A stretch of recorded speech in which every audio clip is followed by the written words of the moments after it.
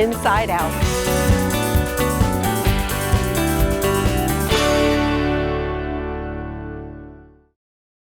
Inside Out is presented by HTC. This is Life. Connect with it. And Magnolia's at 26th for good old-fashioned Southern comfort food where Mama eats. Along with the McGuire Law Firm. Be kind today and tomorrow. Welcome to the Little Petey River, the gateway to Horry County. Are you in need of an adventure? Well, you can always count on HTC and me to take you there. This is Inside Out. And this month, we're going to visit with the Waccamaw National Wildlife Refuge in Conway. Also, the Council on Aging, Wigs For Cancer, Good Ole Boys clothing line, McCormick Farm, and Folly Cemetery.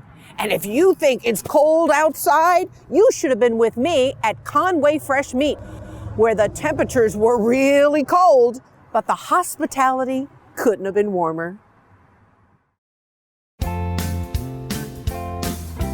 Back in 1987, this place opened its doors, Conway Fresh Meat. I want you to meet Pauline Lewis. She was one of the owners in the very beginning and is still incredibly involved. So what was it like back in 87 and how did all this begin for your family? We did business with, it was then known as Conway Refrigeration, and they had lockers and stuff, so that was scary right there. And I told my husband, I said, no lockers for me. But anyway, he brought beef down here to get it processed. And coming, you know, he just got liking it. So he told me he was thinking about buying it. And he come home one day and said that we now owned a piece of Conway. And he loaded me and Randall, my daughter Lori, up, and we came down and walked through the plant. It seemed really big with nobody here. It was closed down at the time. So when we started our business, it was completely dead. There was no business here. And so we opened up in March and cleaned up. And at that time, the building was blue with pink crabs on the corner. And we painted it white, and people got to stop and thanking us for painting the building. So we opened up in March, and I remember I was scared because we opened up, and just me and my husband was here to start with, Miss Vic Moore. And we made $340 somewhere in that range the first day we opened. That was exciting. We sold fresh sausage and pork chops and just started out with small stuff. And my husband left me here by myself, and he still worked with Pepsi Cola. So all of it was new, which I was raised on a farm, and I knew a lot about, you know, work. But I never knew it would be this much work when we opened. And let's back up here for a moment because, as you said, Joe worked for Pepsi. Yes. And you also raised cattle. Yes. But you also had another job that he took you away from that you loved. I was working with the Horry County School District, and I thought probably he would retire from Pepsi, and I would retire from there. And when we got old enough for, you know, to retire, but it didn't work that way. So I came down here and I did the best I could, but everything was new to me, and it was hard work. Sometimes we worked 16 hours a day, and he would come by of a morning and check and come by and help me close up in the afternoon, and that's kind of the way we began. It's a beautiful story, yes. And you were a good wife to leave that job as he continued working, but he was working hard too. I mean, he worked here some, and he had the cattle, and then he worked for Pepsi. But I guess you have to do that when you start a new business. Yeah, I loved it. I enjoyed cutting meat and making it look pretty and stuff. But like I say, it was hard work. What was your hottest selling items back then in the 80s? Or even in the 90s? Well, most of it, people in Horry County, all of them like pork and they love beef. And we did, you know, chicken was always a good item, and people as time went on, it just grew and grew, and we started selling more things. He bought these freezers, and we started the freezers, and we did barbecue pigs. But my main thing was treating your customers right, and trying to do as good a job as we knew how. And sometimes he'd tell me I talk too much. No, the customers love y'all. And what I've always heard about the Lewis family is that they represent integrity and the best meat around. And of course, even though Pauline still pulls a couple of hours here and every now and then, she's passed it on to another generation. And now I introduce you to Randall, her son.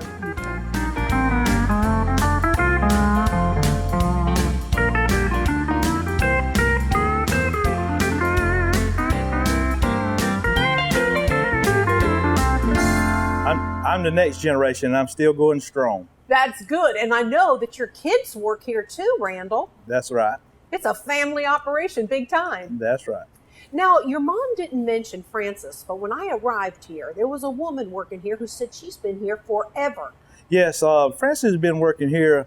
I tell her all the time that if the business, we ever sell it, she goes with the business. She's been here so long. She's been here about 30 years. And your mom says she really did teach your mom a lot of the tricks. Yeah, she did. She taught my mother a lot, and she's been a great help to us. And I heard she told your dad that if you buy the place, I'm going to work for you. That's right. So what a beautiful story of Frances. It is. So let's talk about the pigs, because everybody comes here for whole hog or half a hog. How are you doing, even with the COVID situation? Are you still selling a lot of pigs? Yes, through the COVID, we've been blessed. God's been good to us to make a successful business and still going strong. We've been able to get plenty of pigs, and through the holidays, Thanksgiving and Christmas, we were really sold a bunch this year. Now, where do those pigs come from? We buy them from local farmers that raise them in the country, and we bring them here and we slaughter them, process them, and break them down for retail and for barbecuing. So I heard that you all actually make your own barbecue sauce too. Yes, my mother. Is that what this is? Yeah, my mother come up with a recipe, and she worked on it for a long time. That she wanted something that was good with beef, pork, and chicken. So she come up with Granny's barbecue sauce. And that's what this is. And I heard this sells like hotcakes around here. We can't hardly keep it. We have to make it just about every week. If I promise to buy this jug, would you let me stick my finger in it? Oh yeah. I'm anxious to taste it. Does it have a peppery taste? It's a ketchup base. It's not a vinegar base. But it's good. We sell a bunch of it.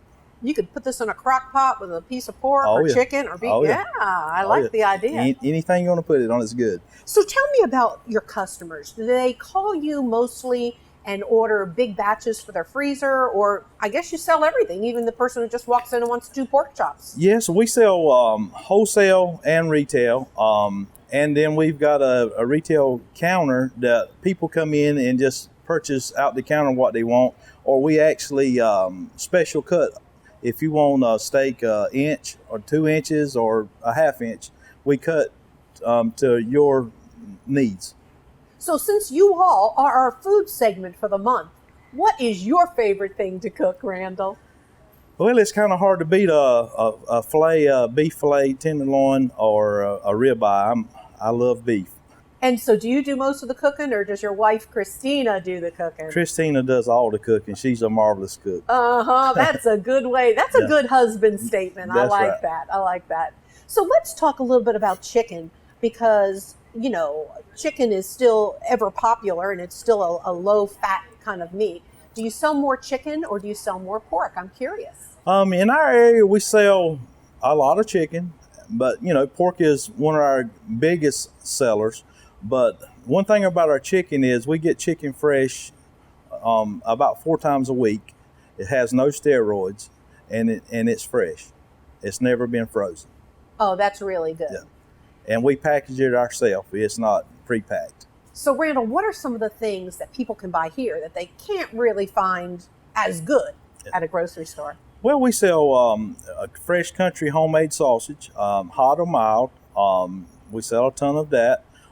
We carry everything: beef, pork, chicken, lamb, and goat. We have rabbit, just about anything that you want in the meat line.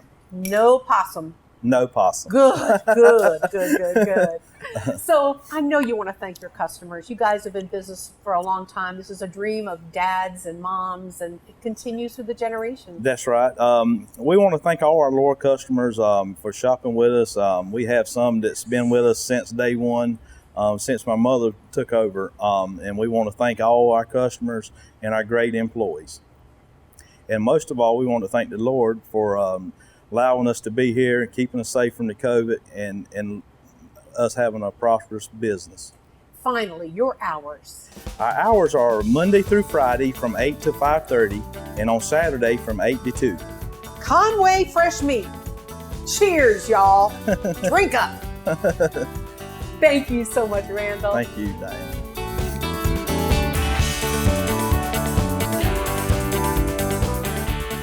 Coming up, a really cool store helping a local nonprofit.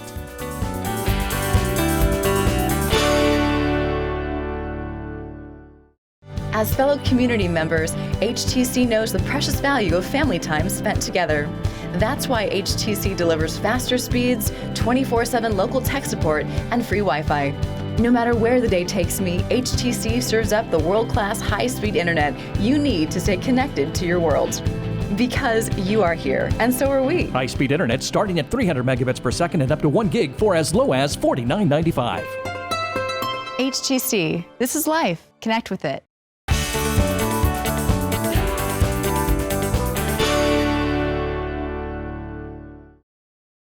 This segment of HTC Inside Out is presented by the McGuire Law Firm.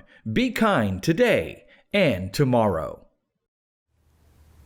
This is the store on Highway 90. It is an incredible place, and wait till you hear who it benefits. As most of you probably know, a lot of people call it the recycling store. A lot of these items, I guess most of them, come from the recycling center sponsored by our Horry County Solid Waste Authority. But when items are sold, the money benefits Horry County Council on Aging. Meet Elaine Gore. She's the executive director, and I've known Elaine for a long time, and as a matter of fact, interviewed her over the years, followed you through your whole career with this organization. Years. Amazing. 34. That's a long time. And so you are like a grandchild of so many people. I am. In the Council on Aging. And I'm a grandmother now. Oh my goodness. And they've all watched you grow up to be a grandmother. And I love them all. How wonderful. It is. Tell me, first of all, how the partnership goes between these two wonderful organizations. Well, it's a beautiful story. My friend, Danny Knight, I've worked in county government, with county government for a long time. He and I always used to joke about, I need to get our garbage and sell it and feed your people. And so he started operating the solid waste, and these homes here were for girls' homes. But unfortunately, they had to be closed down because of some DHEC reasons of whatever. But after they closed, he was trying to think about, well, what can we do with these buildings, which he already had in mind. What it would be was a resale store that would benefit the Council on Aging. So there's where we were born, and we've operated now for 10 years. And I'd say probably when I put the pencil to it, close to $850,000, $900,000 has been raised in this building. It's one of the coolest places in town. I mean, as I walked through and visited each room, everything's so neat and clean. Miss Sue and Miss Pat take such good care of this place. And Les, he does, and he's our heavyweight. I haven't met Les yet. You never, ever know what you're going to find here. It's like a big treasure hunt. What are some of the things you've found here? Artwork's my favorite, but artwork, books. I always look in our kitchen department before I buy because I believe in recycling. And so I got a toaster oven a couple of weeks ago, brand new, $5. Sue knows her prices. She knows what the value is, and she'll give you a good deal. But if you try to go too far with her, she might go up. If you try to go too far with her, she might go up. I loved You never know. I loved all the bicycles out front yeah. and the toys for the kids. And Toys. That's really how people recognize this place, the store on 90. It is. And at Christmas, right behind me is our Christmas shop. It will be overfilled with Christmas trees, Christmas decorations, and we sell every one of them. Start again in January, fill up, and sell again. I was amazed at the warehouse in the back with all that furniture. People threw that stuff away. They do. They just, you know how they are, you know how our age, you know how we were. We want a new couch, and we just have to get rid of that couch. Not me. I've had my couch for like 35 years. Something's wrong with me. Well, fortunately, everybody's not that way. The kids, just they get want rid of something stuff. new. Let's get rid of it. We want it gone today. So the monies that are derived from here help the Council on Aging specifically with meals that are delivered to home delivered meal program, and we do about 2,000 meals a week in that particular program, and the money that's profit from the store goes to that. Of course, you know, I will say we create 4 jobs here, or 3.5 all the time, and people have this service because a lot of people come here because that's where they have to shop. And Miss Sue was telling me that most of the things have come from the recycling centers, but a lot of people just choose to bring their stuff here because they know who it benefits. They do, and they appreciate what we do, and they try to help us in any way. A lot of family members that have benefited from our service donate their furniture and things when they can, and then we have a lot of times that people pass away, and they give us the remains of what they have. So. Because they know it goes to a good cause and they've benefited from the service. Now, Elaine, let's talk a little bit more about how you connect with the people that you benefit. How do you find out about that homebound person? And let's also explain the difference between you and Mobile Meals. Two different organizations. It is. We're federally and state funded and local, county funded, and we do fundraisers, but we're governed by the Older Americans Act, and our program is based solely on need. It's not a financial situation, but when you call and ask for meals, you can call, we'll give you a hotline number, and you have a person who comes out and does an assessment, and your score will determine where you fit on a waiting list, which is usually not very long. We never say no. You know, if someone is in financial trouble or needs, it doesn't make any difference. There's no charge for our program. We're all donated. Everything's donated. So how many people are you actually serving? I would imagine with this virus, there's more people at home who are hungry. There are. We have 2,000 meals go to the homes every week. That's 400 people. Our senior centers who are closed for activities are getting probably 6 meals for each person, and we have 342 clients. So that's a lot of meals. This month, we are so excited and hopefully are going to be participating with 10 people in the senior centers per day, depending on the COVID numbers. And we're praying after all these vaccines that our numbers will go down to around 1,000 to 1,500 through the state. I'm sure there are a lot of people who say 10 people, that's all.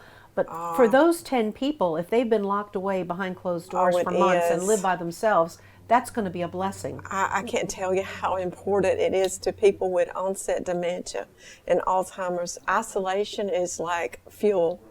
And so that's just the most important thing, is to get these folks into the center. They can see their friends again, meet with each other, have a good time, play some bingo. Well, yeah, how is that going to work, though? Do people actually call to sign up and say, I want to be there on Wednesday? Well, we had to do our own little lottery system to be fair. And so some centers pull names, and some people just, take a little ticket. And if your number is like a 1 or a 2 or a 3, you'll come on a Monday or a Wednesday or a Friday. I let each senior center participate in the way that suits them best. Of course, a married couple get to come on the same day. So we're fair. Finally, what else do you want our viewers to know and understand about the Council on Aging?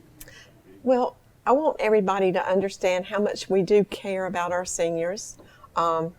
I want people to understand we're not everything to everybody, but what we do is try to keep people in their homes for as long as we can with as much dignity and grace possible. And I want the community to participate in taking care of our elderly. If you have an elderly neighbor, you know, just a little tiny gift means so much. You can spend $1 at the Dollar Tree with a little box of candy or a card, and I mean, it'll just make their month. So if you know someone who does live at home, tell them to go to the senior center. Tell them where it's at. Call us. We'll pick them up. And, you know, just be involved in the elderly population. Elaine, thank you so very much. And I Thank hope you. people will bring the stuff they don't want over here to the store on 90. If you want to go shopping, the doors are open. Just come on. What are the hours, by the way? Tuesday through Friday, 9 to 4, and on Saturday, 9 to 1. Come shopping. This place is fun. As a matter of fact, you and I are going to go shopping right now. Yes, we are. Okay, let's do it. Thank you.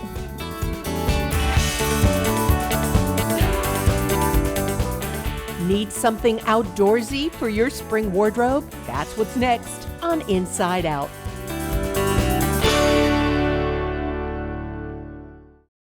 The bedrock principle that drives our law firm is our unyielding dedication to working for the best interests of our clients.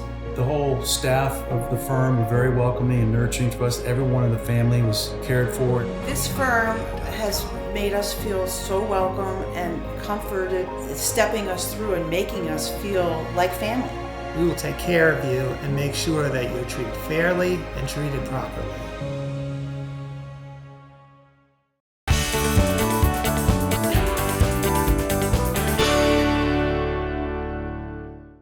This bench is so old and wobbly, I was afraid to sit on it. So let's hop to it and get to our video, which is, of course, the historic sights of Galivant's Ferry.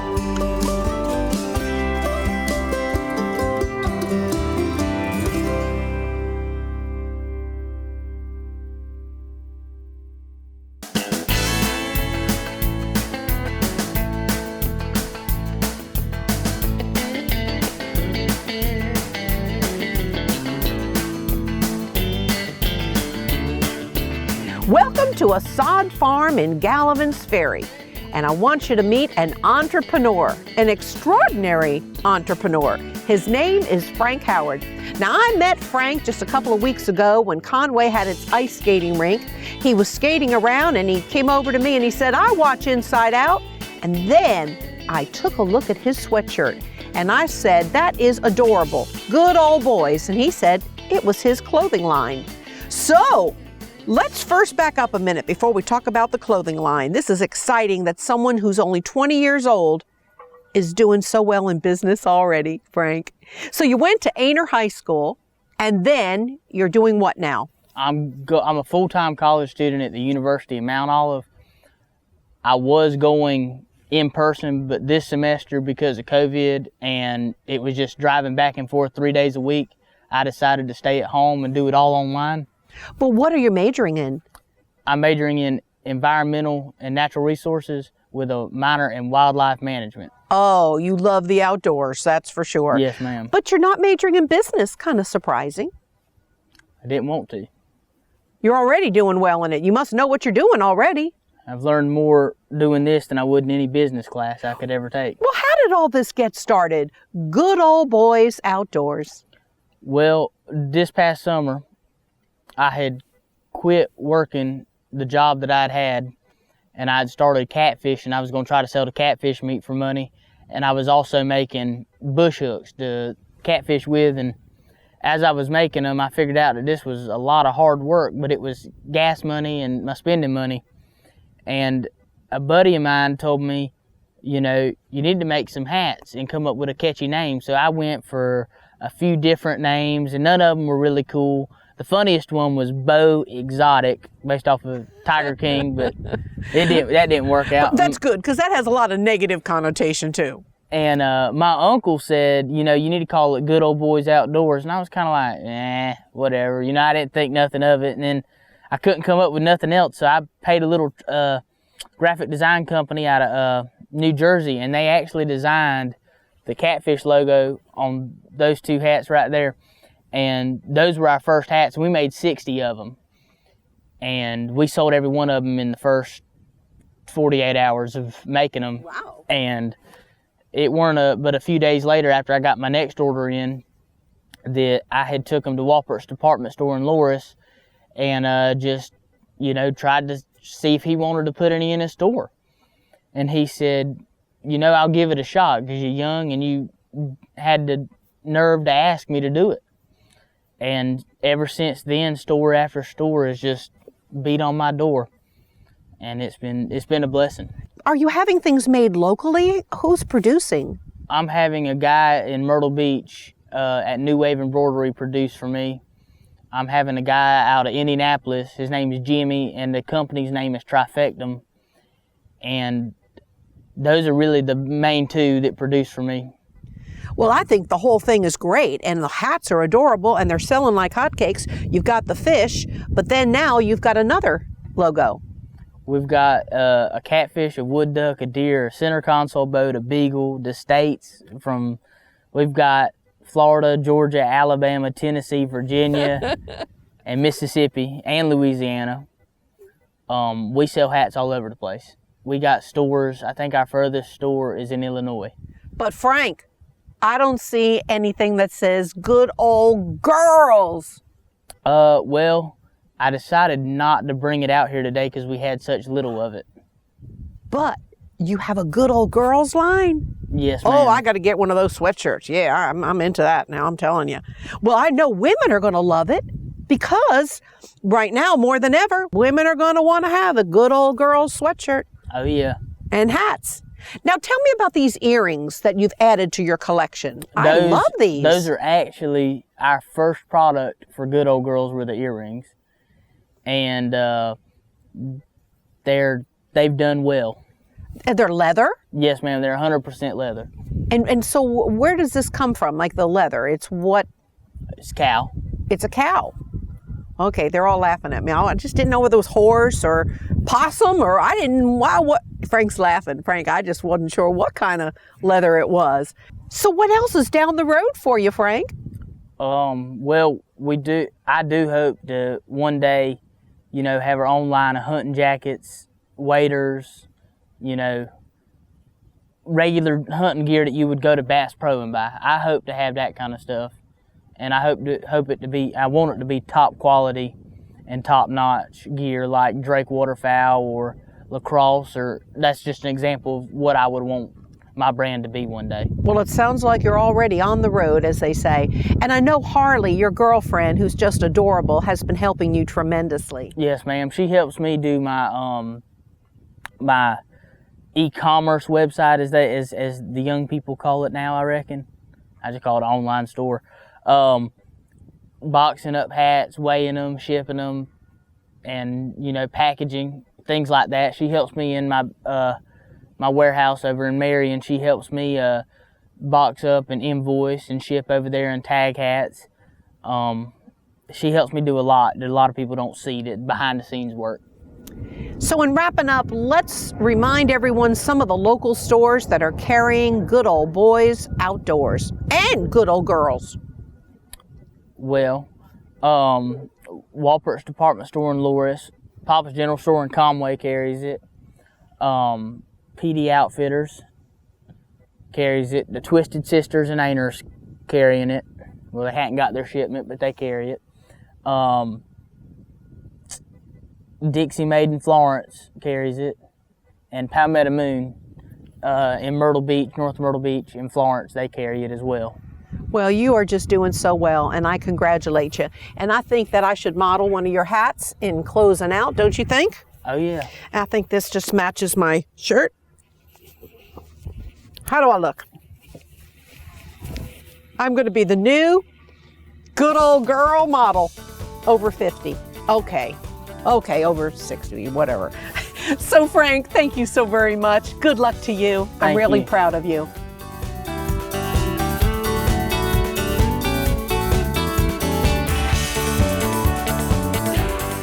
Family members trying to save their cemetery. That's the story after this break.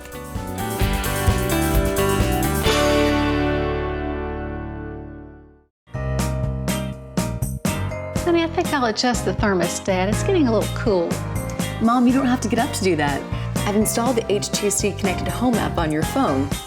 See, you can adjust the temperature from anywhere. Okay, Mom, I've got to go. Thanks for house sitting. Make sure to lock the door and set the alarm.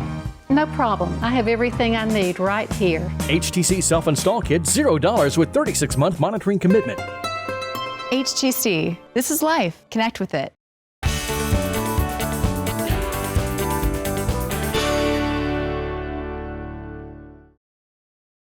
This segment of Inside Out is brought to you by Magnolia's at 26th for good old-fashioned Southern comfort food, where Mama eats.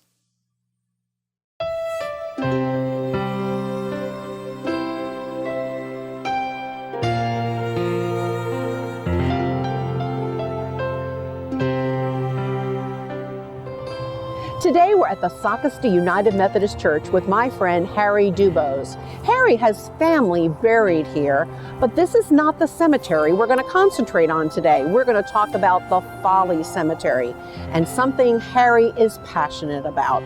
First of all, Harry was born at Enterprise Landing area. You are a Socastee boy? I am a native if there's ever been one. But you've traveled all over the world with the service. Yes, I have, yes. But you came back. When I came back the first year and I could wear a short sleeve shirt in January, I said I'm home and I'm not leaving again. And you've taught school here, agriculture and so many other things, and you're so loved by everyone. So I'm glad you returned, Harry. Thank you. Tell me first of all about this cemetery here, because I see there's Duboses, there's McCormicks, and they're all your family, and Smiths. They are all my family, McCormick, Smith, Hardy, Dubose. My grandfather relocated from Hebron, South Carolina, to this area and went to Enterprise, and he was a truck crops farmer. He grew fresh vegetables and took those vegetables to Myrtle Beach every day, and I was a little fella on that farm following in his footsteps. And I will never forget those experiences, and I'm the most blessed human being on the face of the earth. But that's why you've got farming in your blood and agriculture in your blood. Yes. Both my grandfathers were farmers. My father was a farmer, and once you get, we used to say, once you get that dirt in you between your toes, it's not dirt, it's soil. But once you get it between your toes, I don't think you ever get it out. Tell me about the McCormick Farm, because that's one of the reasons I featured you on our March show, because you have quite a bit of Irish roots.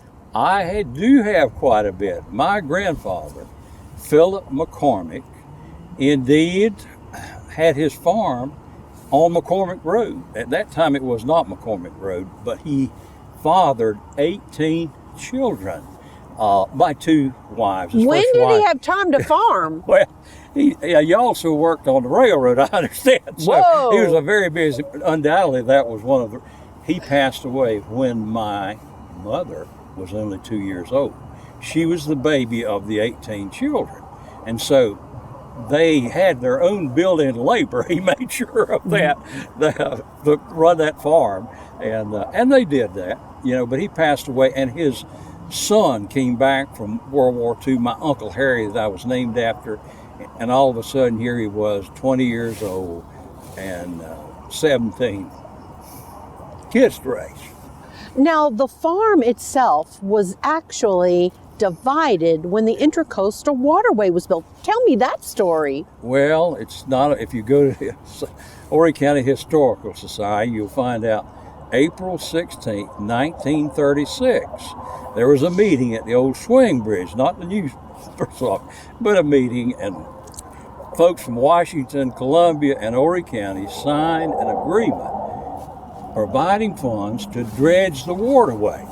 But in the dredging of the waterway, the family farm was split. The grave site was on one side of the waterway, the farm was on the other. So all of a sudden, when family members were buried, you had to take them by boat to bury them. So the number of burial sites decreased, even though we've had some buried there in 1981. But my grandfather, Philip McCormick, is buried there. One of the sad things is this. There are 19 markers there now. We can identify 15 of those markers. Most are Mishues and McCormick's Muse Buchanan's. But my grandfather, we have not been able to pinpoint where his grave was at. And we're just trying to preserve this heritage. This is the history of, there was 3 cemeteries in Sockstead. We're sitting on probably by far the best known one. And this is the history of Sockstead. The other cemetery, going straight up towards Sockstead, is Stalvey Cemetery. My 5th grade teacher was Miss Bertie Stalvey. Well, they had their family cemetery there. The third one was Folly Cemetery. Folly Cemetery originally was Elk Cemetery, but through marriage became Folly Cemetery. And we are trying to preserve what's there, and not only preserve it, to make it in honor of those who came before us, who helped to build the area. And Harry, as I'm looking at this picture, and by the way, we couldn't get there today because there's such mud from all the rain. We weren't able to get to the Folly Cemetery, but you as family members are all gathered together. You're having to form a nonprofit organization in order to save the cemetery, and this is costing a lot of money. It's crazy. I mean, is there somebody wanting to build on it or something? Well, it has been surveyed, and there has been proposals before county council to build houses around it. They did set aside 0.3 tenths of an acre. That just is not inclusive. My grandfather may be outside of what they set aside. I don't know until we do more work. But we're asking to please, let's just, save some heritage, honor our forefathers, and preserve values. If we don't know our history, we're in trouble, I think. Do you have some council people who are supportive? Yes, Cam Crawford has been from day one, been working with him for going on 3 years. Recently, we brought Johnny Gardner on board. He's a Sockstead High School graduate as well, graduated in 1980, and so he knows the history of this area. And I think you have to have, I said, I have roots, I have wings. But if you don't have roots, wings, it's kind of like saying you can have a lot of branches, but you better have roots. Harry, when you say dredging, kind of explain that a little bit. Well, it was swamp, and I understand when it rained, you couldn't get across to it, but whenever it was dry, they could get across and bury those who had passed away. But it was not passable for barges and ships and movement. So they had to dig it out to where barges could be used to transport, and thank goodness they did. World War II came right behind it, and they used it totally for that. Well, not totally, but for that purpose. Now, what I find to be so interesting is that even today, as we were doing this interview, you had some cousins show up that you didn't even know you had, because you've been advertising on Facebook and all sorts of places that if you have relatives buried in the Folly Cemetery, come forward and join forces. And we estimate there's well over 2,000. Well, with 18 children, yes. Yes. And my mother always was very leery of me dating anyone in Socastee because she said, you're probably related to them. Amen, brother. But it is strange that these people all live right here and you never knew they were cousins. You're finding all sorts of cousins as a result of this passion. Yes. Let's talk about some of the people who are involved with you in the cleanup of the Folly Cemetery and the preservation of. Well, when I came back,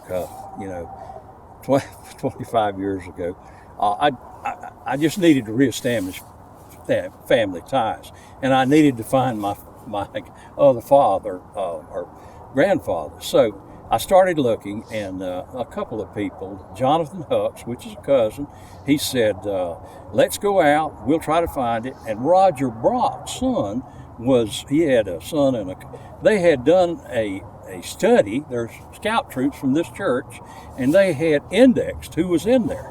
And so we walked through there, and then all of a sudden I met another cousin, Patricia Mishu, and she indeed had gone out and still goes out and volunteers.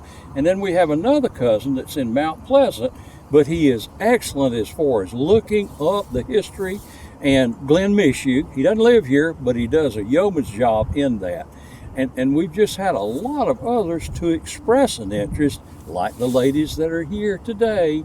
And it's reestablishing ties that are important.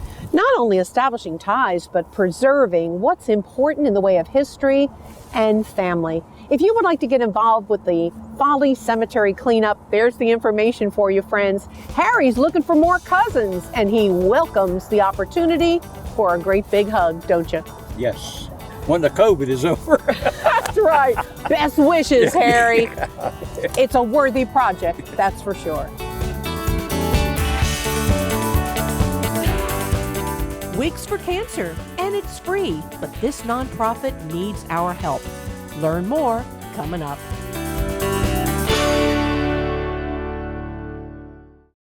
Proper serving, proper distancing. We're into safety at Magnolia's. Our staff now plates your food with all your favorite choices from the buffet, salad bar, and dessert bar, and it's still all you can eat. There's also breakfast, evening, and an expanded Sunday buffet. Mama says she can't cook it that cheap. Plus, the kids will love the yummy ice cream machine.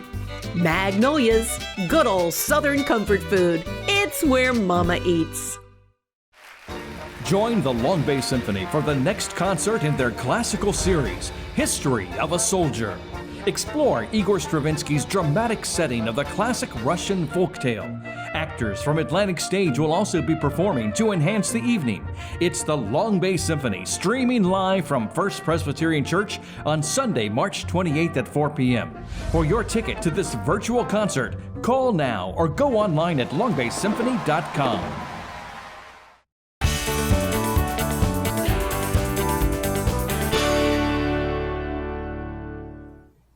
We are at Tami and Company in Myrtle Beach, and Tami is doing a wonderful thing, something she's done for 31 years. Meet Tami Fogleman.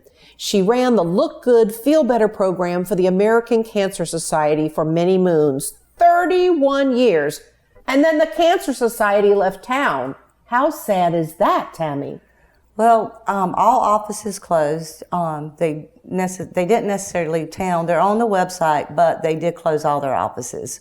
So therefore, the women who were diagnosed with cancer could go there to get a free wig, can no longer. So we brought it here to Tami and Company. And you've been working with the Cancer Society for a long time, but since they don't have an office here anymore, and they used to house all the wigs for you. Correct. You've kind of changed the name and just taken it on as a beautiful local organization, Wigs for Cancer. Right. Well, we want to still help the women that's diagnosed with cancer. We want to make sure that everybody feels beautiful. And hair loss is one of the biggest side effects when they're diagnosed with cancer, going through treatment. So we just want to make sure that every woman feels beautiful and has a wig. And you know that so well because not only are you beautiful, but you've been keeping women beautiful through Tami and Company for how long now? 33 years. Oh my goodness. Yeah. And so Tami, when a woman comes into you, many times she's here before she's lost her hair. She knows it's going to happen, but then there's times that they come in and they're already bald.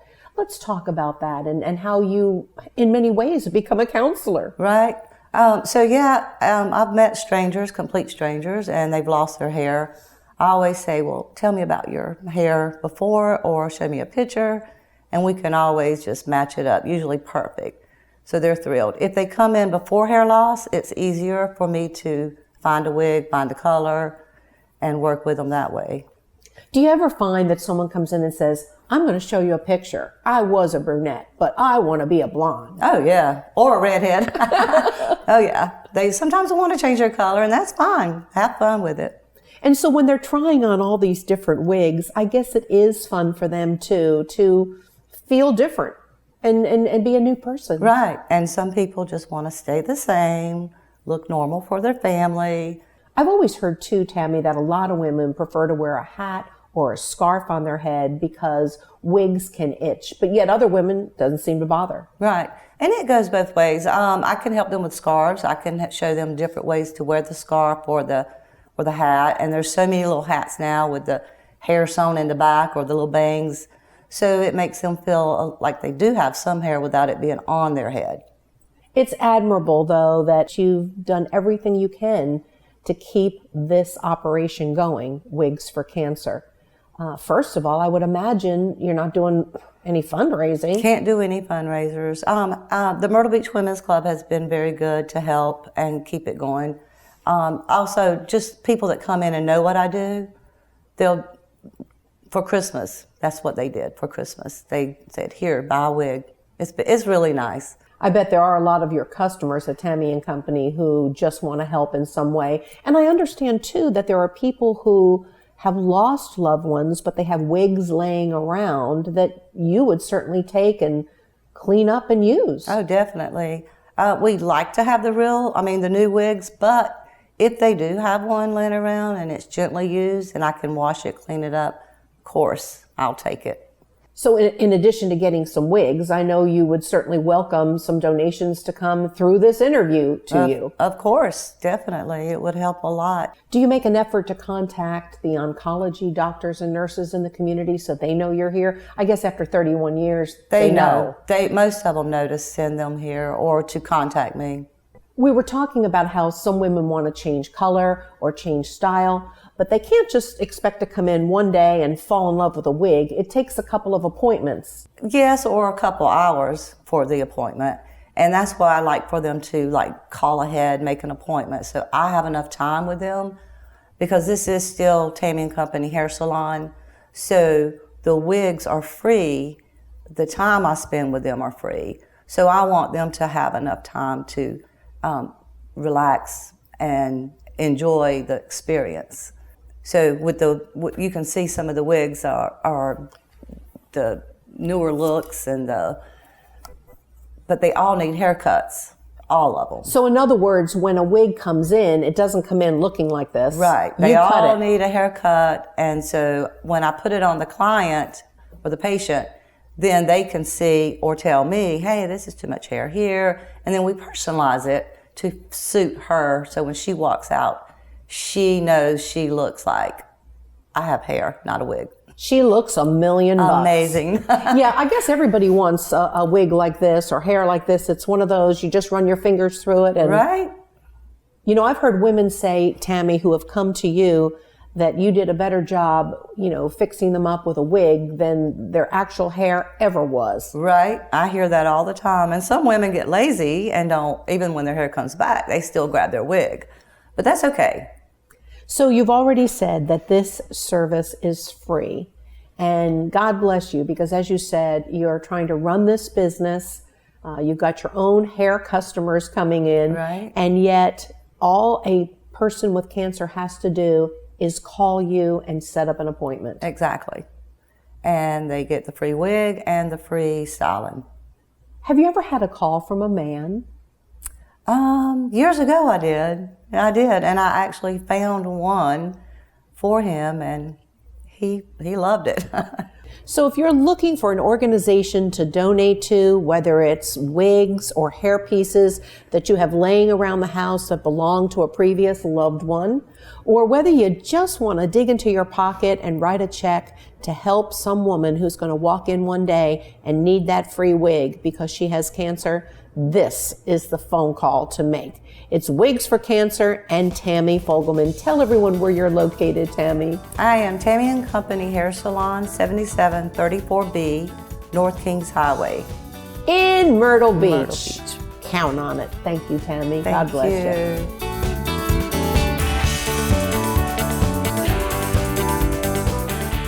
Need to get out and commune with nature? The Scoop, after a word from our sponsors.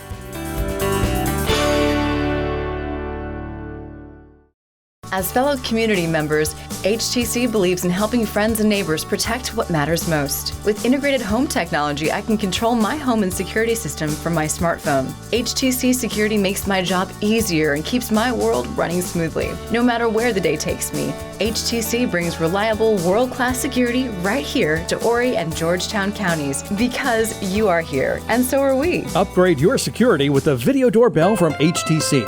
HTC. This is life. Connect with it.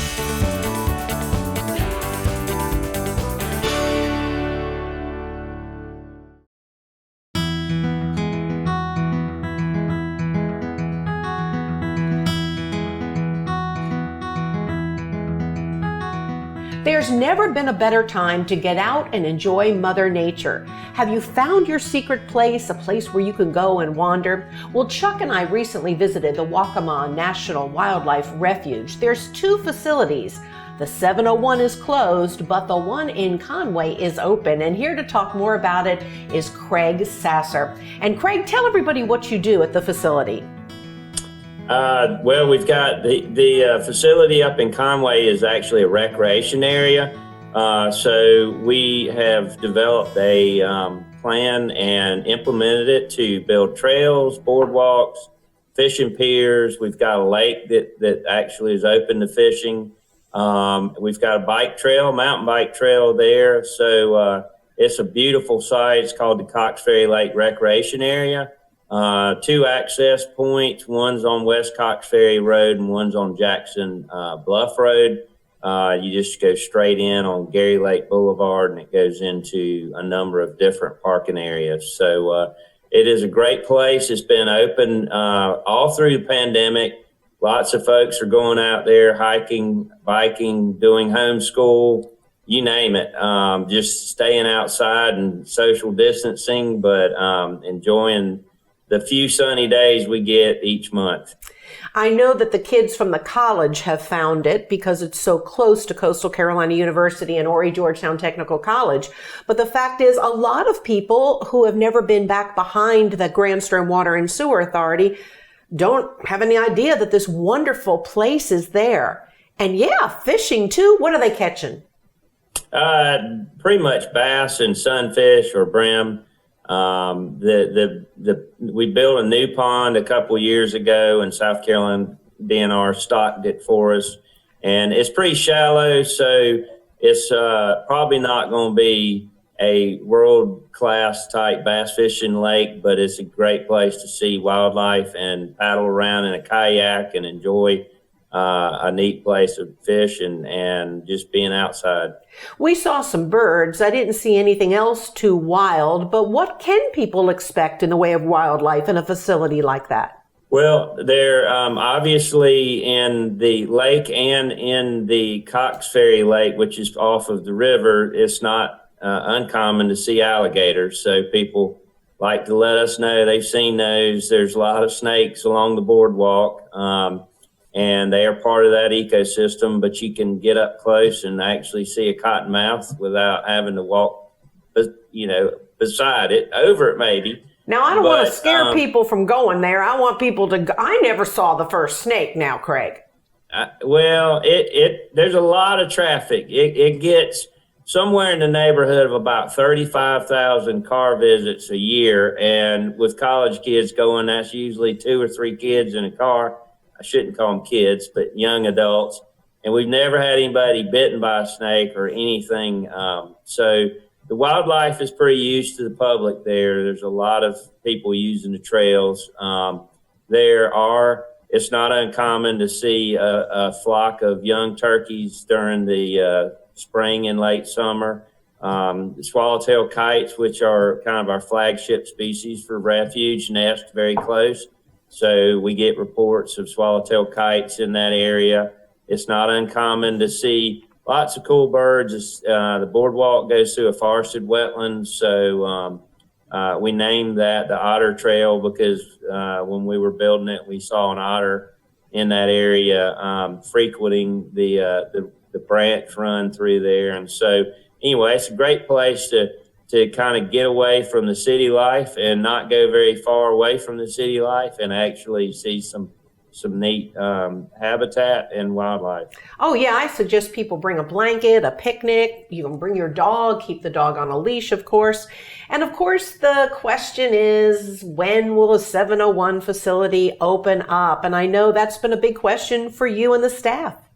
Yeah, and we're looking forward to the grand opening. When it is, we don't know. We run it with volunteers, and so the hard part is being able to make sure that we ensure their safety, and so hopefully with vaccinations happening and all, we'll be able to open up sooner than later. But we have done an entire makeover of our visitor center. We got some hurricane funding, and so we have been spending the pandemic basically redoing the outside and inside of the visitor center, and we're looking forward to getting the school kids back in when everything is open back up. All right, we got 1 minute to go. Anything else that you'd like to throw at us? Yep, we've recently purchased an incredible piece of property just off of 701 below our visitor center. It was Hasty Point Plantation. It overlooks the PD River. It connects the Scenic Byway, the Plantersville Scenic Byway, to the Great PD Scenic River. And we are doing a planning initiative right now to figure out how we're going to incorporate that in the refuge and open that up to the public. And it will be a phenomenal attraction for the refuge when we get it opened up. No doubt about it. Will you promise to call me so we can come down with our cameras? No question about it. Craig, thank you so very much for being with us. And we do want to remind everyone to get out and don't just keep yourself in the house. Put your mask on. Go for a walk at the Waccamaw National Wildlife Refuge in Conway. Salute, my friend. I'll see you soon. Thank you.